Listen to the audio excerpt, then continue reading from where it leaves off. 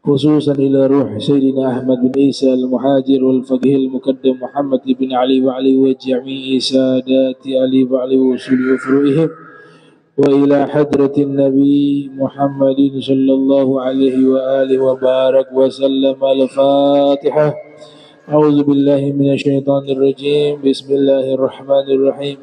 الحمد لله رب العالمين الرحمن الرحيم مالك يوم الدين إياك نعبد وإياك نستعين صراط المستقيم صراط الذين أنعمت عليهم غير المغضوب عليهم ولا الضالين آمين. السلام عليكم ورحمة الله وبركاته. Alhamdulillah, alhamdulillahilladzi wa kafa, thumma assalatu wassalamu ala nabiyyil mustafa wa ala alihi wa sahbihi ahli sidiki wal wafa. Amma ba'du. Subhanak la ilma lana illa ma 'allamtana innaka antal alimul hakim. Rabbi israh li sadri wa yassir li amri wahlul 'uqdatam min lisani yafqahu qawli wasadid lisani wahdi qalbi bihaqqi sayyidina Muhammadin sallallahu alaihi wa alihi wa barak wasallam. Ya man huwa fi uluhi ka'in, ya man huwa fi fi'li hamid, ya man huwa fi majdi matin. Allahumma akrimna bi nuril fahmi wa akhrijna min zulumatil wahmi warzuqna fahman nabiyyin wa hifdzal mursalin wa ilhama malaikatil muqarrabin. Rabbana zidna ilman wa fahma wa akla ya akramul akramin bihaqqi sayyidina Muhammadin khatamul anbiya wal mursalin ya rahman ya rahim. Wa sallallahu ala sayyidina Muhammadin wa ala alihi wa sahbihi wa barak wa sallam walhamdulillahi rabbil alamin. Qala al-musannif rahimahullah wa radiyallahu ta'ala anhu wa ardah wa nafa'ana bihi wa bi ulumihi wa amaddana bi asrarihi wa adana min barakatihi fid darain. Radiyallahu ankum. Faslun. Wa ruwiya an Abi Sa'id al-Khudri marfu'an idza asbaha ibnu adama qalat al-a'dha'u lil-lisani ittaqillaha fina fa innaka in istaqamta istaqamna wa in i'wajadta i'wajadna. Alhamdulillah, puji syukur kehadirat Allah, salawat salam tercurahkan kepada junjungan mulia Nabi tercinta Sayyiduna wa Maulana Muhammad sallallahu alaihi wa alihi wa barak wa sallama beserta segenap keluarga beliau, sahabatnya dan umatnya. Yang sama-sama kami muliakan Imam Masjid Al-Muttaqin Aminun Cialbar, mata'anallahu ta'ala bituli hayati wa umrih wa nafa'ana bihi wa bi'ulumihi wa amaddana bi asrarihi wa adana min barakatihi fid darain. Amin ya rabbal alamin. Seluruh pengurus Yayasan Masjid Muttaqin dan jamaah hadirinul hadirat yang dirahmati Allah Subhanahu wa taala. Waruya diriwayatkan dari sahabat bernama Abi Sa'id Al-Khudri marfu'a, secara marfu'. Nah, marfu' ini adalah istilah-istilah di dalam ilmu hadis. Hadis marfu, hadis mauquf, hadis maqtu, hadis mursal, itu istilah-istilah di dalam ilmu hadis. Kalau disebut hadis marfu', wa ma adaftahu ilan nabi marfu'ah, apa-apa yang kamu gandengkan, kamu sambungkan sanadnya kepada Nabi Muhammad sallallahu alaihi wasallam, maka disebut hadis marfu'. Jadi sanad hadis itu tidak terputus. Dari Imam Bukhari misalnya sampai kepada gurunya, misalnya Muhammad bin Yusuf, ke gurunya Imam Malik, ke gurunya Nafi', ke gurunya Ibnu Umar, ke gurunya Ibnu Umar, langsung ke gurunya Nabi Muhammad. Ini sanad-sanad ini dihitung tahunnya, ternyata sesuai, cocok dari setiap tabaqat generasinya, nyambung kepada Nabi sallallahu alaihi wasallam, tidak terputus sanadnya, disebut dengan hadis marfu'. Di dalam Baikuniyah disebut wa ma adaftahu ilal ashabi min qaulin wa fi'lin fahuwa mauqufun zukin. Tapi kalau hanya sampai ke sahabat disebut hadis mauquf. Wa ma adaftahu ilan nabi marfu'an, yang kau sandarkan sanadnya bersambung kepada Nabi disebut hadis marfu'. Nah, ini hadis marfu' diriwayatkan oleh Abi Sa'id Al-Khudri.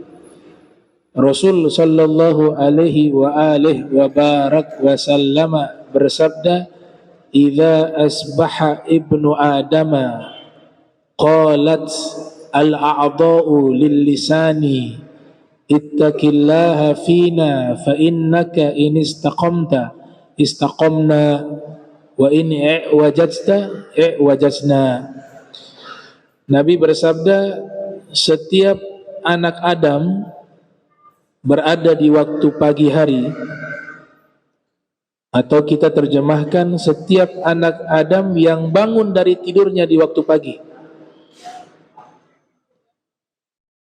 Qalat al-a'dha'u, seluruh anggota tubuhnya itu berkata kepada lisan, mulai mata, hidung, telinga, tangan, kaki, a'dha', anggota tubuh, semuanya berkata kepada lisan. Di sini lisan bentuknya mudzakkar, bentuknya laki-laki. Al-fawaid al-lughawiyah, apabila lisan dijadikan mudzakkar maka maknanya adalah lidah. Namun lisan jika dijadikan muannats, perempuan, maka yang dimaksud adalah lughat, bahasa. Ini harus dihafal, karena dalam bahasa Arab benda-benda juga punya kelamin. Itu uniknya bahasa Arab. Benda ada yang laki-laki, ada yang perempuan, mudzakkar, muannas. Lidah, jika kita jadikan dia sebagai bagian anatomi tubuh manusia yang disebut dengan lidah, bahasa Arabnya lisan, kita jadikan mudzakkar, maka yang dimaksud adalah lidah. Tapi kalau kita jadikan dia muannas, perempuan, maka yang dimaksud adalah bahasa. Ada kamus bahasa Arab ditulis oleh Ibnu Manzur. Di situ dinyatakan judul kitabnya Lisanul Arab. Itu artinya bukan lidah bangsa Arab, artinya bahasa bangsa Arab, bahasa orang Arab. Atau ucapan dari para ulama, al-lisanu jirmuhu shagir wa jurmuhu kabir. Lidah bentuknya kecil, namun bahayanya sangat besar. Perhatikan domirnya hu, bukan ha. Al-lisan jirmuhu shagir, lidah berarti yang dimaksud. Bentuknya kecil, bahayanya besar. Oleh sebab itu ketika kita membuka kutubut tafasir, kitab-kitab tafsir Al-Quran, semisal kitab tafsir Ibnu Katsir yang lahir tahun 700 Hijriah, wafat 774 Hijriah, atau kitab tafsirnya Abu Ja'far Muhammad ibn Jarir At-Tabari yang lahir 224 Hijriah, wafat 310 Hijriah, atau kitab tafsir Ma'alimu Tanzil yang ditulis oleh Imam Al-Baghawi yang lahir 433 Hijriah, wafat 516 Hijriah, atau kitabnya Mafatihul Ghaib karya Al-Imam Fakhruddin Ar-Razi yang lahir 544 Hijriah, wafat 606 Hijriah. Ketika mereka menafsirkan firman Allah Subhanahu wa taala, wa 'allamahul bayan, dia Allah mengajarkan kepada Adam. Yang pertama kan 'allamal Quran Nabi Muhammad, dia Allah mengajarkan kepada beliau yaitu Nabi Muhammad Al-Quran. Wa 'allamahul bayan, dan dia Allah mengajarkan kepada Adam al-bayan, bayan. Kalau bahasa-bahasa dakwah menjelaskan al-bayan. Tapi yang dimaksud di situ apa? Di dalam kitab tafsir disebutkan al-sinah. Al-sinah bentuk jama dari lisan. Dia muannas. Berarti yang dimaksud itu bahasa-bahasa. Jadi Allah mengajarkan kepada Nabi Adam semua bahasa manusia. Bahasa yang ada saat ini yang kita gunakan untuk berdialog, untuk berbicara, itu sumbernya dari Nabi Adam. Dan Nabi Adam Allah ajarkan semua bahasa. Semua bahasa. Namun bahasa induknya, bahasa induk namanya Ummul Lughat, ibunya bahasa, induknya bahasa. Artinya dari semua bahasa yang ada di dunia ini, dia kembali kepada satu bahasa. Dan bahasa ini dari Nabi Adam sampai saat ini tidak berubah bahasa itu. Kalau bahasa yang lain ada evolusi, ada perubahan. Tapi bahasa ini dari Nabi Adam sampai hari ini tidak pernah berubah. Ummul Lughat disebut dengan induknya bahasa, yaitu bahasa Arab. Semua bahasa di dunia menyerap dari bahasa Arab. Semua. Oleh sebab itu di Inggris, di Oxford itu ada satu fakultas. Di situ mereka sebutkan the mother of language, ibu dari bahasa. Ternyata apa ibu dari bahasa? Bahasa Arab. Jadi bahasa ini dari Nabi Adam sampai hari ini tidak berubah. Nanti dikembangkan oleh Nabi Ismail setelahnya. Kana awwalun nas yatakallamu bil arabiyyati fasihah. Adalah Nabi Ismail dalam kitab Al-Bidayah wan Nihayah yang ditulis oleh Ibnu Katsir yang lahir 700 Hijriah wafat 774 Hijriah, adalah orang pertama yang berbicara menggunakan bahasa Arab yang paling fasih, adalah Nabi Allah Ismail alaihissalam. Setelah Nabi Ismail punah bahasa Arab yang fasih. Yang ada bahasa Arab ada campuran dengan bahasa-bahasa asing. Yang ada bahasa Arab yang dimana sudah tidak fasih lagi, bahasa Amiyah, bahasa pasar. Muncul Nabi kita Muhammad sallallahu alaihi wasallam, beliau berbicara dengan bahasa Arab yang paling fasih. Bahkan huruf dot itu satu-satunya manusia yang membaca huruf dot itu sangat fasih, hanya Nabi Muhammad sallallahu alaihi wasallam. Wa ana afsahu man nataqa bid-dot. Saya adalah orang yang paling fasih melafadzkan huruf dot. Jadi lisan mudzakkar artinya lidah. Jika lisan itu muannats artinya adalah bahasa. Al-lisan. Jadi seluruh anggota tubuh berkata kepada lisan, ittaqillaha fina. Lisan, bertakwalah kamu kepada Allah untuk kami.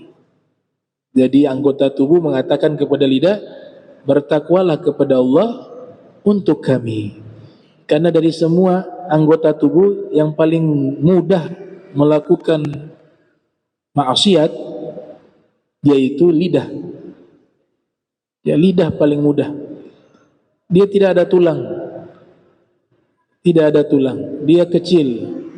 Bahkan dikatakan ahad minas saif.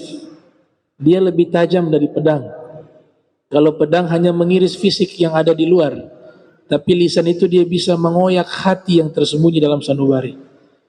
Dengan kata-kata yang menyakitkan, bisa merusak hati, bisa menyayat hati yang tersembunyi di dalam hati. Makanya ulama mengatakan al-lisan ahaddu minas saif. Lidah itu lebih tajam dari pedang. Sayyidina Ali mengatakan lidah itu adalah singa. Kalau pepatah Indonesia, mulutmu adalah harimaumu. Sayyidina Ali punya bahasa mirip seperti itu. Al-lisan kal asad. Lidah seperti singa. Idza hafiztahu harasak.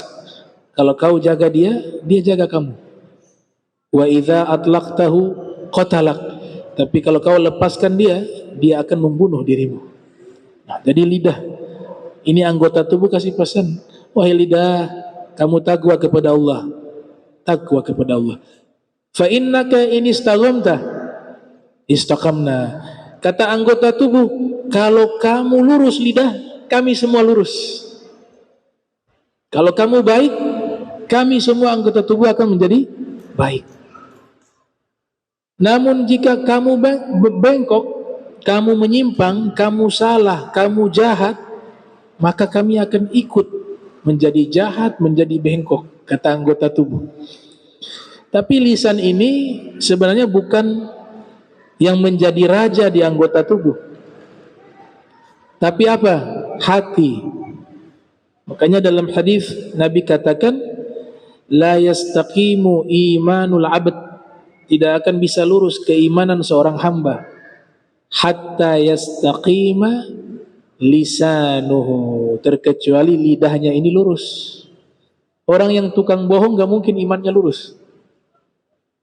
Ceritanya A sampai Z, atau ceritanya ada 10, bohongnya 20. Jangan biasakan berbohong dari hal yang sepele, karena itu nanti akan berkembang menjadi hal yang besar.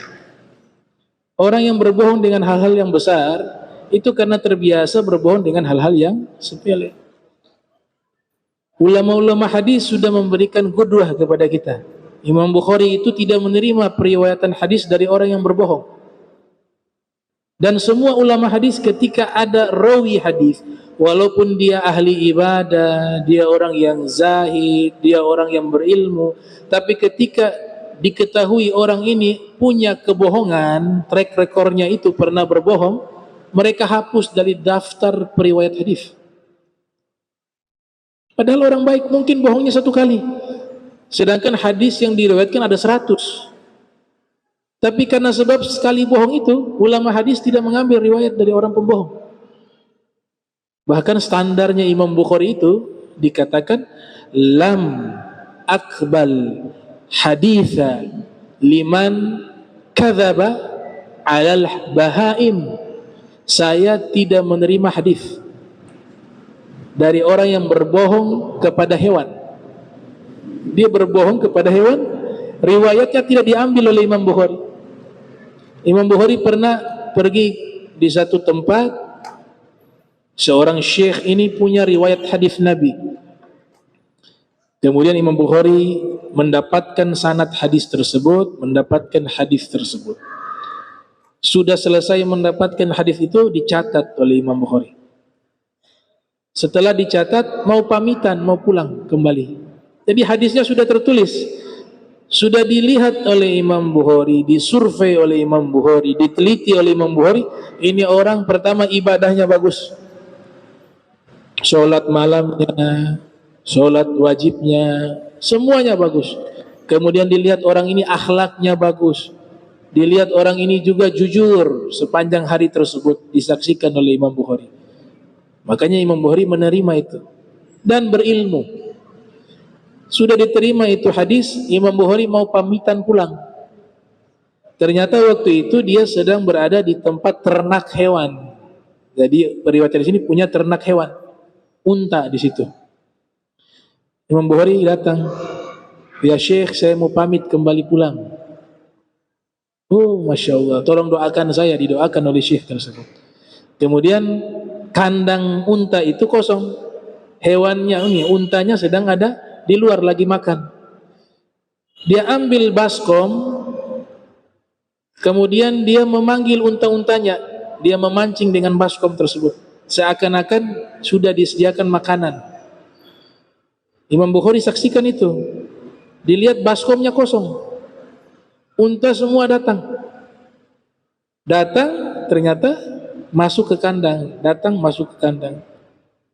Selesai itu, semua unta sudah di dalam kandang, dikunci itu kandang. Imam Bukhari bertanya, tadi maksudnya apa itu?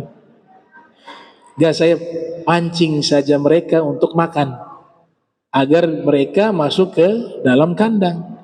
Imam Bukhari bertanya lagi, ada makanannya tidak? Oh, tidak ada, hanya pancingan saja. Kalau begitu nih hadis saya hapus. karena saya tidak menerima hadis dari orang yang berbohong kepada hewan. Saya tidak terima itu, apalagi sama manusia.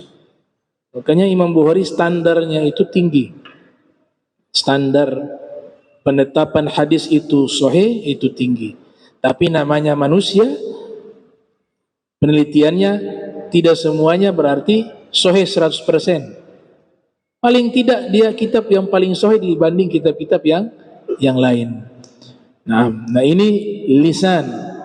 Jadi lidah ini adalah satu benda yang sangat kecil kata ulama, tapi bahayanya sangat besar. Nah kita harus jaga lisan kita. Kemudian sampai di hadis yang ke-22, al-hadis ats-tsani wa 20 dari sahabat bernama An Abi Abdullah Wakil Abi Abdurrahman Wakil Abi Hamid. Jadi hadis ke-22 diriwayatkan oleh sahabat bernama Abi Abdullah Jabir ibn Abdullah Al-Ansari. Ada yang mengatakan Abi Abdurrahman, ada ulama yang mengatakan namanya Abi Hamid atau Abi Muhammad. Jabir bin Abdullah Al-Ansari, yang bernama Jabir bin Abdullah Al-Ansari radhiyallahu taala anhuma. Yang pertama Al-Ansari sudah jelas itu nisbat kepada orang-orang Madinah. Dalam Al-Quran disebut muhajirin wal ansar, was-sabiquna al-awwalun minal muhajirina wal ansar. Orang-orang terdahulu mereka itu dari golongan muhajirin, orang-orang yang berhijrah, orang-orang Makkah yang berhijrah ke Madinah. Wal ansar adalah orang-orang yang membela mereka, yang menolong mereka, yaitu orang-orang Madinatul Munawwarah. Nabi pernah menyatakan hubbul ansar iman wa bughduhum nifaq. Cinta kepada orang-orang Ansar adalah keimanan dan membenci mereka adalah kemunafikan. Ini hadis dari Nabi kita Muhammad sallallahu alaihi wa wasallam. Kemudian doanya di sini radhiyallahu anhuma, semoga Allah meridhoi anhuma, keduanya mereka. Di dalam buku-buku hadis ketika menyebut nama sahabat, kita diajarkan mendoakan mereka dengan doa radhiyallahu anhu, karena ittiba bil Quran, ikut dengan Al-Quran. Sebab Allah berfirman radhiyallahu anhum wa radu an. Ya, Allah ridho kepada mereka dan mereka ridho kepada Allah. Makanya setiap nama mereka disebut, kita membaca doa yang sama, radhiyallahu anhu. Tapi ada istilah juga domirnya huma, radhiyallahu anhuma. Kalau anhu dia satu orang, kalau anhuma dua orang. Itu maksudnya adalah bahwa orang tersebut atau sahabat tersebut, dia adalah seorang sahabat, kemudian ayahnya juga seorang sahabat, dua-duanya mukmin. Terminologi sahabat, man ra'a Nabiya Muhammadan sallallahu alaihi wasallam, orang yang pernah melihat Nabi Muhammad sallallahu alaihi wasallam, wa yu'minuna bih, kemudian dia beriman kepada Nabi Muhammad sallallahu alaihi wasallam. Jadi artinya lihat saja tapi tidak beriman bukan sahabat. Abu Jahal lihat Nabi tapi Abu Jahal bukan sahabat. Kenapa? Karena tidak beriman. Jadi syarat pertama yang disebut dengan sahabat, lihat Nabi. Nanti dikembangkan oleh Ibnu Hajar Al-Asqalani dalam kitab Al-Isabah fi Tamyiz Sahabah yang lahir tahun 773 Hijriah, menyatakan kalau yang buta bagaimana? Gak bisa lihat Nabi. Ada sahabat muadzinnya Nabi, Abdullah Ibni Umi Maktum namanya. Itu kan amiyah, matanya buta. Tapi bagaimana dikategorikan dia sahabat, tidak pernah melihat Nabi? Maka ulama hadis mengatakan dia walaupun tidak melihat tapi bergaul dengan Nabi, beriman kepada Nabi, masuk kepada terminologi sahabat.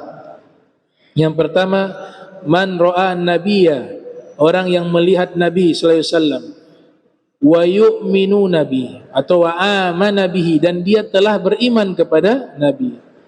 Yang kedua, harus beriman.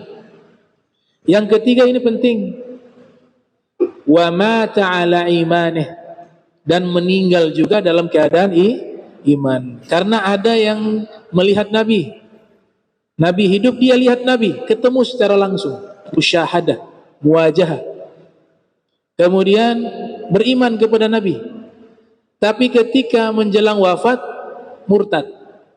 Ada salah satunya namanya Musailim al-Kadzab, nabi palsu. Ketemu Nabi, lihat wajahnya Nabi. Itu. Satu riwayat mengatakan beliau ketika melihat Nabi beriman, sudah lihat beriman, nanti pulang ke kampung halamannya mengaku jadi Nabi, jadi murtad, meninggal dalam peperangan, mati tidak membawa iman, maka bukan sahabat. Riwayat kedua, dia berjumpa dengan Nabi, melihat Nabi, tapi memang dalam hatinya ini Nabi sudah tahu dia tidak beriman, pura-pura saja, ternyata sedang diplomasi dengan Nabi. Ini mengatakan, ya Muhammad, anta nabi wa ana nabi. Wahai Muhammad, kamu nabi, saya juga nabi. Wa anta, kamu memiliki kitab. Wa ana, dan saya juga memiliki kitab suci. Maka sekarang kita bagi wilayah kekuasaan. Kamu ambil bagian barat, saya ambil bagian timur. Nah, ini riwayat kedua. Jadi dari awal dia sudah tidak beriman. Namanya Musailimah al-Kadzab. Nah, jadi lihat Nabi, beriman kepada Nabi, kemudian meninggal dalam keadaan iman. Jika dua ayahnya juga sahabat, anaknya juga sahabat, maka didoakan radhiyallahu anhuma. Kalau hanya anaknya saja yang beriman, satu orang, ayahnya tidak beriman, maka radhiyallahu anhu.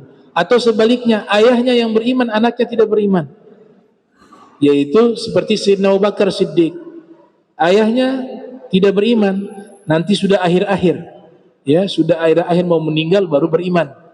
Makanya di awal-awal disebutkan di situ oleh ulama, ketika mendoakan Sayyidina Abu Bakar kan radhiyallahu anhu, radhiyallahu anhu. Di dalam kitab-kitab hadis begitu, padahal ayahnya sudah beriman. Nah, mereka tambahkan pengertian, kalau masuk Islamnya belakangan sebelum hijrah, atau sudah lewat dari perang Uhud, perang Badar, perang Khandaq, kemudian baru iman, tetap doanya satu orang. Ada yang berpendapat demikian. Nah, itu istilah daripada doa ketika menyebut nama sahabat.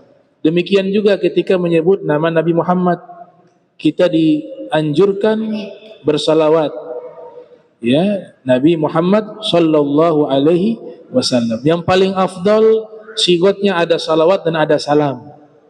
Paling afdal itu. Karena di dalam Al-Qur'an Allah memerintahkan kita bukan sekedar mengucapkan salawat, tapi Allah juga perintahkan kita mengucapkan salam. Innallaha wa malaikatahu yusholluna 'alan nabi ya ayyuhalladzina amanu shollu 'alaihi wa sallimu taslima. Ada perintah salawat, ada perintah salam. Kemudian kepada para anbiya, para rasul, kita sebut alaihi salam. Kepadanya assalam, keselamatan. Kepada ahlul bait juga alaihi salam. Bukan berarti menyamakan ahlul bait dengan para nabi, tidak. Toh malaikat juga kan sama. Malaikat alaihi salam juga. Itu tradisi para ulama di dalam kitab-kitab mereka, itu adalah doa. Dan itu mirip dengan kita mengucapkan salam, assalamualaikum, sama. Assalamualaikum. Hanya bedanya assalamnya dimubtadakan, diawalkan, sedangkan kalau alaihi salam itu mubtadanya diakhirkan, sehingga maknanya takhsis, dikhususkan. Nah, itu istilah-istilah yang biasa digunakan oleh para al-muhaddithun ketika menyebutkan tentang nama-nama sahabat atau nama-nama para nabi atau malaikat atau ahlul bait Rasulullah Muhammadin sallallahu alaihi wa alihi wasallam. Jadi namanya adalah Jabir bin Abdullah Al-Ansari radhiyallahu taala anhuma, wa qad kana min akabiris sahabati. Kedua-duanya termasuk sahabat-sahabat senior, baik putranya maupun ayahnya. Ya, putranya bernama Jabir, namanya Abdullah, mohon maaf. Ayahnya nama Jabir bin Abdullah. Sayyidina Jabir dan Sayyidina Abdullah kedua-duanya adalah sahabat-sahabat senior. Sahabat-sahabat senior, pembesar-pembesar sahabat. Wastashhada Abdullah hadza bi Uhudin. Nah, Sayyidina Abdullah itu syahid di perang Uhud. Jadi beliau terbunuh di Ghazwatul Uhud. Ghazwatul Uhud ini terjadi pada tahun 3 Hijriah. Setelah Ghazwatul Badar. Perang Badar terlebih dahulu di tahun 2 Hijriah. Setelah itu terjadi perang Uhud. Jadi asal mula dari perang Uhud itu adalah dendam orang-orang musyrik karena mereka kalah di perang Badar, dan banyak keluarga-keluarga mereka itu yang ikut perang Badar terbunuh, sehingga mereka menyimpan dendam yang sangat luar biasa. Sampai ada satu sahabat namanya Khubayb bin Adi itu ditangkap karena membunuh salah satu tokoh daripada Bani Khuzaimah, satu suku yang terkenal kaya raya di tengah-tengah suku Quraisy. Khubayb bin Adi akhirnya dibawa ke Makkah, dianiaya sampai meninggal dunia. Itu disebutkan beliau dipanah, tidak diberikan makan, diikat di satu rumah, di satu tiang, tidak diberikan makan berhari-hari. Yang membawa makanan coba melihat keadaannya, ternyata masih hidup. Kemudian di tangannya dia memegang ada sejenis buah yang tidak pernah dia lihat di dunia ini. Tangan terikat, kaki terikat, tapi di tangannya ada buah. Dia makan dari buah itu. Dan buah itu digambarkan seperti anggur, tapi besarnya seperti buah kelapa. Anggur, tapi sebesar buah kelapa. Ditanya dari mana ini makanan? Maka Khubayb bin Adi mengatakan ini dari rizkinya Allah subhanahu wa ta'ala. Itu bab keramatnya sahabat bernama Khubayb bin Adi. Maka dia dianiaya di situ. Ya, ditusuk-tusuk, dipanah, bahkan ketika hendak mau dieksekusi, dibawahlah ini Khubayb bin Adi di satu tiang salib, yang dimana mereka berbondong-bondong memanah dia satu persatu. Dia tidak ada rasa takut. Dia mengatakan kepada orang-orang kafir Quraisy, sebelum kalian mengeksekusi diriku, saya minta satu permintaan. Apa itu? Izinkan saya sholat dulu 2 rakaat. Setelah saya sholat 2 rakaat, silakan kalian eksekusi saya. Subhanallah, dia seorang diri. Ini selesai perang Badar. Mereka sedang dendam sama Khubayb bin Adi. Bani Khuzaimah memberikan hadiah, siapa yang menangkap Khubayb bin Adi dalam keadaan hidup maupun mati akan diberikan hadiah 1000 ekor unta. Di zaman itu sangat besar. Maka diizinkan, silakan kamu sholat 2 rakaat. Dia sholat 2 rakaat. Dan sholat inilah yang menjadi rujukan, menjadi hukum. Setiap orang muslim yang mau dihukum mati dengan hukum Islam, diizinkan mereka sholat 2 rakaat sebelum dieksekusi. Itu yang pertama kali melakukannya adalah Khubayb bin Adi. Dia sholat 2 rakaat. Biasanya beliau sholatnya panjang, lama sholatnya. Dia nikmati setiap bacaan Al-Quran dalam sholatnya. Tapi dia lihat di belakang ada orang-orang kafir Quraisy, ada orang musyrik. Maka dia meringkas sholatnya. Dia mengatakan, saya sengaja meringkas sholat saya agar cepat selesai, agar orang-orang kafir Quraisy tidak mengira saya ini takut mati, maka saya sengaja sholat itu panjang. Kalau saya sholatnya lama sebagaimana biasa, maka mereka mengatakan, oh ini dia sholatnya lama karena takut mati. Maka yang biasanya saya sholatnya lama, saya ringkas waktu itu untuk menghilangkan anggapan bahwa saya takut mati. Jadi diringkas. Selesai dia sholat, subhanallah, dia menghadapkan wajahnya ke arah kota Madinah. Ini diceritakan oleh Ibnu Hajar Asqalani di dalam kitab Al-Isabah. Menghadapkan wajahnya ke arah kota Madinah, kemudian dia mengucapkan salam, assalamu alayka ya Rasulullah. Nabi Muhammad di kota Madinah sedang duduk dengan para sahabat. Secara spontan Nabi waktu itu menjawab, dan itu waktu yang sama di saat Khubayb mengucapkan salam mengarah ke kota Madinah, assalamu alayka ya Rasulullah. Nabi pada waktu itu bersama sahabat, Nabi menjawab salamnya, waalaikumsalam warahmatullahi wabarakatuh ya Khubayb. Kemudian Nabi katakan kepada sahabat-sahabatnya, kalian pergi ke Makkah, cari Khubayb bin Adi, kata Nabi. Baik beliau dalam keadaan masih hidup ataupun sudah meninggal, bawa dia ke sini, ke kota Madinah. Ada dua sahabat waktu itu, salah satunya Sa'ad ibn Abi Waqqas. Berangkatlah mereka, dua sahabat ini. Mulailah Khubayb bin Adi diikat di satu tiang. Kemudian orang-orang kafir Quraisy ini mulai mengganggu kejiwaannya, mau menguji takut tidak dia. Mereka mengatakan, wahai Khubayb, kau akan mati, kami akan bunuh kamu hari ini juga, saat ini juga. Tapi kalau kau mau selamat, kami akan berikan kesempatan, satu kesempatan. Kami bebaskan kamu dengan satu syarat.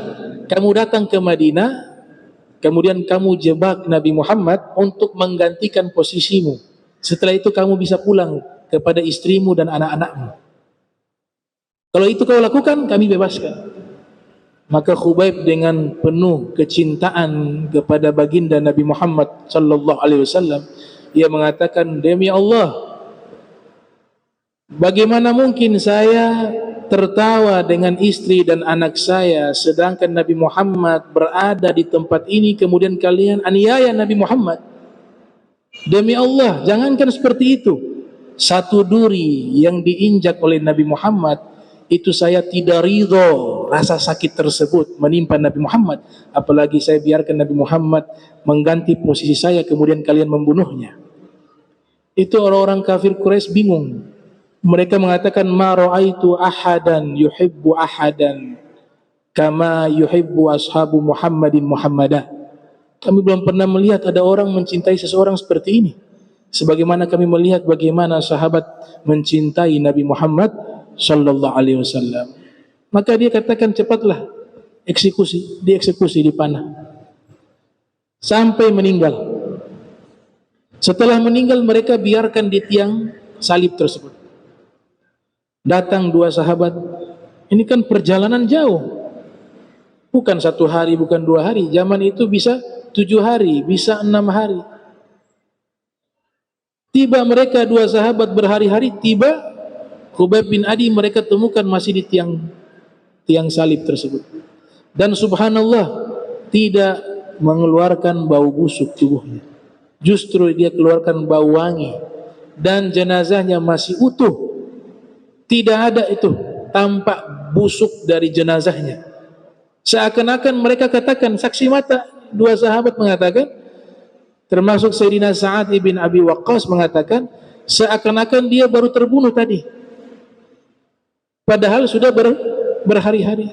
Maka diambillah, dilepaskan jenazah Khubayb bin Adi dari tiang tersebut. Kemudian mereka taruh di atas kuda, dibawalah dengan kuda. Ternyata orang-orang kafir Quraisy mengetahui hal itu. Dikejarlah ini sahabat yang membawa jenazah daripada Khubayb bin Adi. Ternyata di tengah-tengah pengejaran tersebut, jenazah beliau jatuh dari kuda, jatuh ke tanah, ke pasir. Ketika jatuh ke pasir, pasir itu terbuka secara otomatis dan dia masuk ke dalam dan ditutup lagi. Makanya julukannya sahabat yang ditelan bumi, Bali'ul Ard julukannya.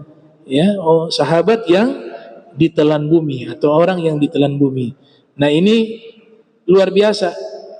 Ya, Khubayb bin Adi walaupun meninggal setelah perang Badar, tapi namanya harum. Nah, setelah itu terjadilah perang Uhud, Ghazwatul Uhud. Uhud nama gunung yang ada di wilayah Madinah. Nabi katakan, Uhud yuhibbuna wa nuhibbuh. Gunung Uhud cinta kepada kami dan kami juga cinta kepada gunung Uhud. Bahkan di dalam kitab Jami'ul Karamatil Auliya, apabila Nabi naik ke atas bukit atau gunung Uhud, dia berguncang. Bukan gempa bumi, tapi dia sedang bahagia. Karena di atasnya dia katakan, saya berbahagia karena di atas saya ada Nabi Muhammad sallallahu alaihi wasallam. Kemudian Nabi katakan, ya Uhud, tenang, diam.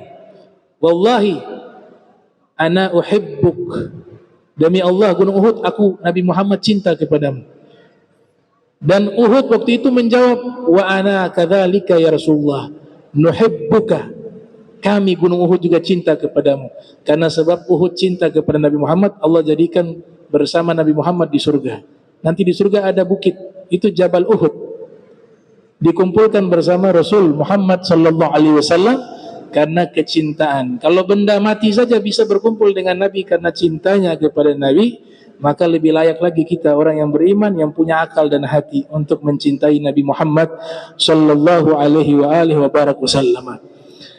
Nah, ini terbunuh beliau di perang Uhud, Sayyidina Abdullah. Wa qala an-nabiy sallallahu alaihi wasallam li ibnihi Jabir. Nah, Sayyidina Abdullah ini punya anak namanya Jabir ini punya anak Abdullah, ayahnya namanya Jabir. Ternyata Jabir ketika meninggal dunia punya utang banyak. Kasih wasiat kepada putranya, wahai anakku, kalau saya meninggal dunia, tolong kamu lunasi hutang-hutang saya. Ternyata Sayyidina Abdullah ini terkendala masalah harta. Beliau tidak mampu melunasi seluruh hutang ayah-ayahnya yang begitu banyak.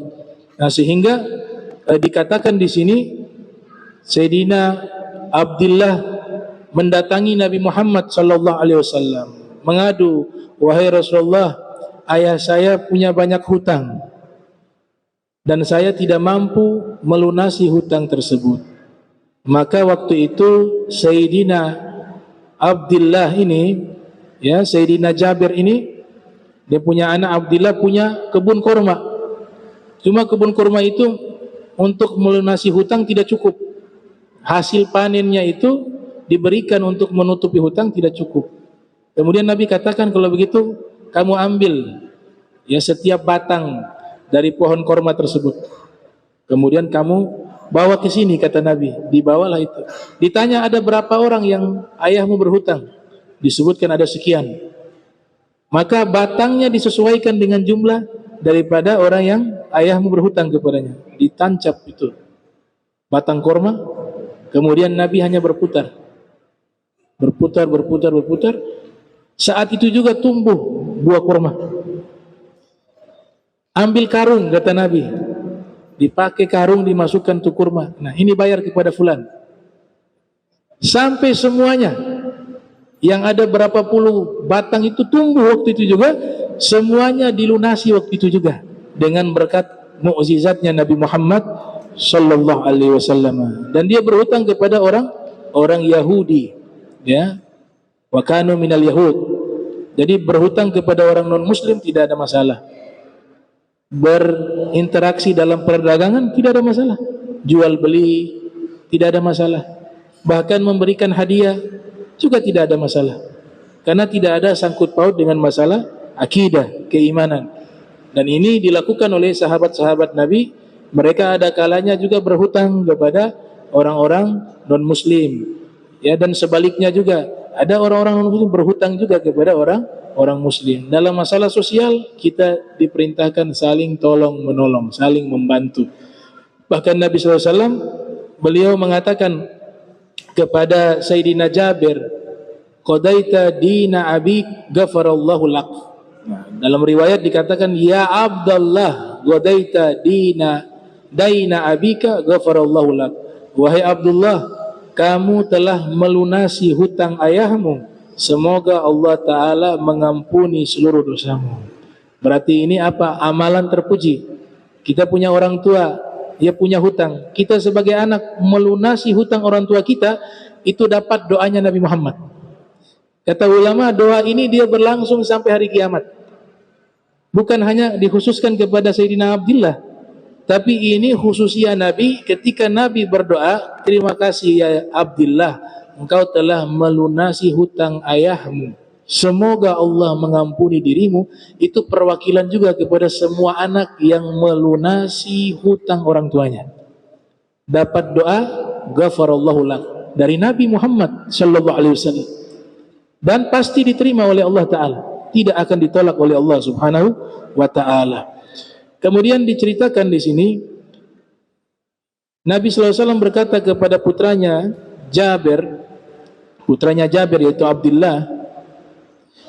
Ya, Nabi katakan, wahai Abdullah, ai bunayya, wahai anakku, ala ubashiruka anna Allah azza wa jalla ahya abaka. Wahai Abdullah, mau aku kabarkan kepadamu, kata Nabi SAW, nanti ayahmu dihidupkan oleh Allah, mungkin di hari kebangkitan. Ahya abaka, Allah akan menghidupkan ayahmu.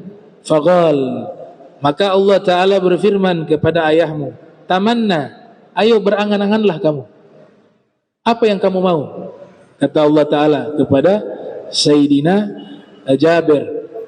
Kemudian Sayyidina Jabir mengatakan, atamanna ya Rabbi an tu'ida ruhi wa taruddani ila dunya hatta uktala marratan ukhra.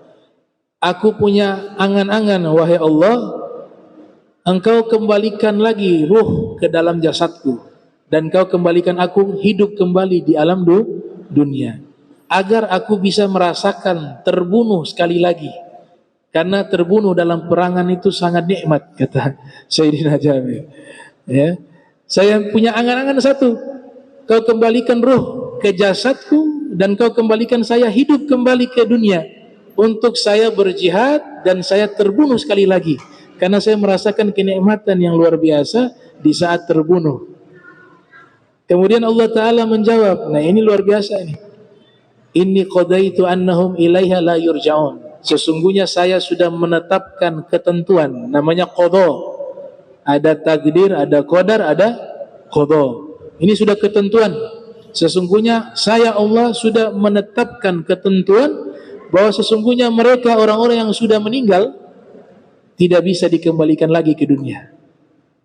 Nah, jadi gak ada tuh bangkit lagi. Ada yang namanya mati suri, ada. Antum tahu sejarah tafsir berjudul Tafsir Baydawi. Itu sebabnya karena apa? Karena beliau waktu itu seperti orang meninggal dunia. Mereka memegang hidung, gak ada nafas, urat nadinya tidak berdetak, dada juga tidak berdetak. Langsung buru-buru dikuburkan.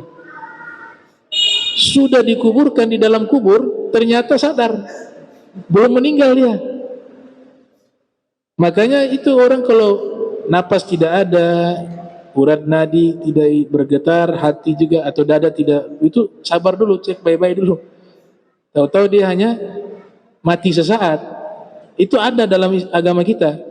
Ya, kalau bahasa Indonesia mati suri atau apa itu. Itu bukan mati. Memang dia waktu itu sesaat terhenti semua. Imam Baydawi begitu. Dikuburkan padahal masih hidup. Pas dia bangun terkejut, gelap gulita. Ini di mana saya? Lihat pakaian sudah kain kafan. Habis nafas. Mau keluar tidak bisa. Dalam keadaan terdesak seperti itu, dalam keadaan sempit seperti itu, akhirnya dia nazar. Kebetulan beliau orang alim juga. Beliau nazar, ya Allah, kalau saya selamat bisa keluar dari ini kuburan, saya nazar, saya akan habiskan waktu saya di dalam mentafsirkan kitab suci Al-Quran. Kalau saya selamat. Setelah nazar, pada waktu itu musim orang pencuri ini, mencuri kain kafannya orang yang baru meninggal. Lagi musim waktu itu. Nah ini pencuri, lihat ini ada orang baru dikuburkan, dia mulai gali itu. Imam Baidawi dari bawah merasa ini ada orang kali ini, digali. Ternyata akhirnya ketika digali, Imam Baidawi mengatakan terima kasih, dia pingsan. Terima kasih. Yang mencuri ini kain kafan pingsan. Bangun Imam Baidawi, tunggu nih orang sampai sadar. Ini orang bangun sadar, lihat dia lagi pingsan, masih pakai kain kafan. Tunggu lagi. Akhirnya tidak lama bangun lagi, baru dia sudah buka kain kafan. Dia ambil tuh pakaian di tasnya orang yang mencuri tadi, dipakai. Kemudian dia katakan, saya tidak mati, saya mau terima kasih sama kamu. Terima kasih bagaimana? Saya ini datang kembali mau mencuri kain kafan. Ya, karena sebab kamu saya selamat. Saya nazar tadi dalam kuburan. Kalau saya selamat, saya mau habiskan waktu saya mentafsirkan Al-Quran. Dan sekarang karena berkat kamu, saya ingin ajak kamu, kita sama-sama. Mari saya jadikan kamu sebagai muridku. Maka orang ini mengatakan, kalau begitu saya siap belajar kepadamu. Dia jadi orang soleh. Setelah itu Imam Baidawi akhirnya menulis tafsir Al-Quran. Jadilah kitab tafsir namanya Tafsir Baidawi. Itu sejarah daripada tafsir Baidawi. Jadi dikuburkan, kita sudah meninggal di dalam kubur, sudah tidak bisa kembali lagi, sudah habis. Tunggu sampai kapan? Min waraihim barzakhun ila yaumi yub'atsun. Nah, kita bisa bangkit lagi di hari kebangkitan. Bangkitnya ruh dan jasad. Bukan hanya ruh saja, tapi ruh dan jasad. Ini akidah ahli sunnah wal jamaah, bahwa kita dibangkitkan dengan ruh dan jasad. Nah, dari Sayyidina Abdullah Jabir bin Abdullah ini, disebutkan beliau meninggal di kota Madinah pada tahun 78 Hijriah. Dan dikuburkan, disolatkan jenazahnya oleh Abban bin Uthman bin Affan, dan termasuk sahabat yang banyak menghafal hadis Nabi. Hafalan beliau dari hadis Rasul ada 1000 wa khamsumi'ah hadis wa arba'una hadisan. Ada 1540 hadis yang beliau hafal dari Nabi kita Muhammad sallallahu alaihi wasallam. Allahumma jam'ana hadza jam'a marhuma wa tafarraqna min ba'di tafarraqan ma'zuma wa la tajal minna wa la minna syai'an mahruma. Subhanaka bihamdika asyhadu an la ilaha illa anta astaghfiruka wa atubu ilaik. Wa sallallahu ala sayyidina Muhammadin wa ala alihi wa sahbihi wa barik wasallam. Wa lafu minkum wassalamu alaikum warahmatullahi wabarakatuh.